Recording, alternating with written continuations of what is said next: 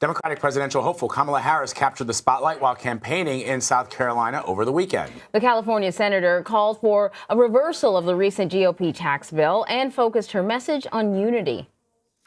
Look in a mirror and ask this question, who are we? And part of the answer to that question, I think we all know, is we are better than this.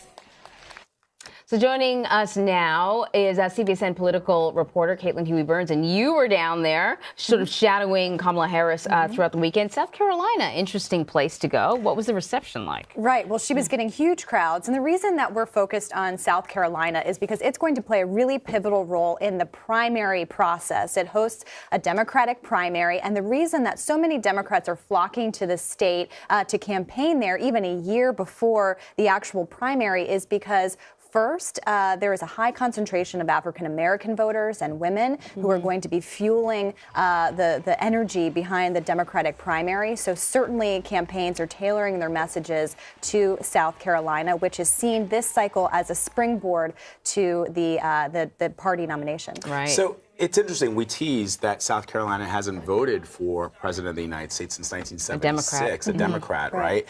What are the demographics there that are sort of shifting, which makes it so appealing to Kamala Harris? Right. It's appealing to Kamala Harris and other candidates because of black voters who play a really key role, who are key constituency in the state. And it's not really competitive on the national level. We're talking really about the Democratic primary. It's still a very conservative state, but in areas where Democrats are going to be campaigning, Charleston is a big one where I was. I was also in Columbia. These kind of city centers that have seen, more people coming in for jobs and a diverse electorate there. So for a Democratic primary, it's a very hot spot right now for candidates running for president. So aside from sort of her stops, kind of giving speeches and stuff like that, she kind of did a bit of a tour of businesses and stuff like that. Right. And thanks to you, there's a little bit of controversy stirred up. And I mean, controversy with sort of like air quotes. Right. But she tried on this sequined jacket. Right. You shot some video of that. Pretty innocuous, just, and then it went viral.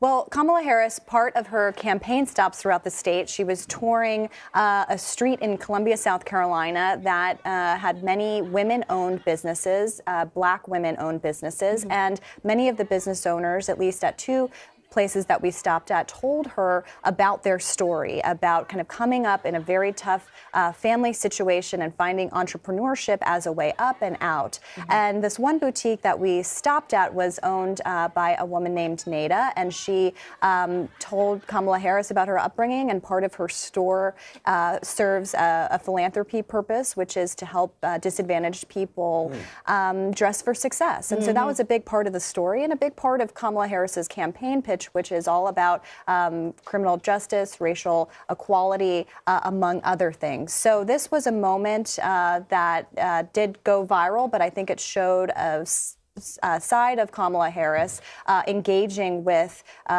people in the community and trying to promote these businesses. Right. It's interesting. And this is sort of what you do. I mean, how is this different than, Bill Clinton stopping at McDonald's and having a Big Mac? I mean, all those things, when the candidates are on the campaign trail, reporters trail them, and then you find little quirky, funny moments, and then you put them out there, and then let the world dissect them. It happens every time somebody's running for office. What I thought of is, because I live in Philadelphia, every time a politician comes to Philadelphia, they must have a cheesesteak. And then it becomes this sort of, charged moment. Yes. Will they eat it with a knife and fork? Will they put ketchup on it? Right. It's just sort of There's been, in New York, it's been like politicians eating pizza with a fork and knife. It's cheesy and corny. It's sort of interesting to me how things can kind of like take on a life of their own in the environment that we're living in, that what sort of is considered controversial is so broad now. And there are a lot of women running for president this cycle. They've already made history by the number of women running for the Democratic nomination. And we cover all of these moments. And this was certainly a moment that showed a different side of Kamala Harris or a different side of a candidate.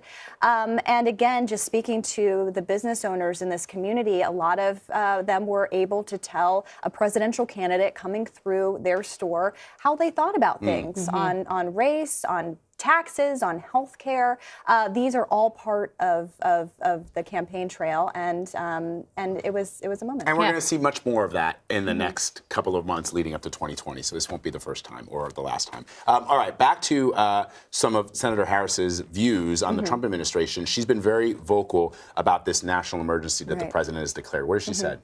Well, she's very vocal. She's obviously a former prosecutor and an attorney, and so she was saying that this is open certainly to legal challenges. But, you know, she and other candidates who were campaigning this weekend were also asked, well, would you declare a national emergency on issues that you care about if you were to be elected president, on things like climate change or gun control?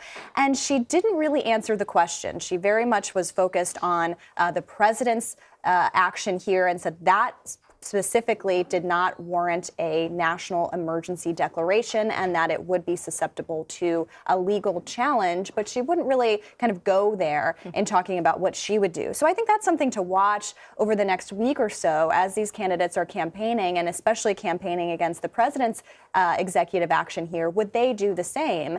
And they're this is why during the Obama administration, you had a lot of Republicans who were very vocal against using executive order. When your party's in power, it becomes a different situation. Yep, got to pin them down. That's what you do, Caitlin. Thank you very much. Thank you.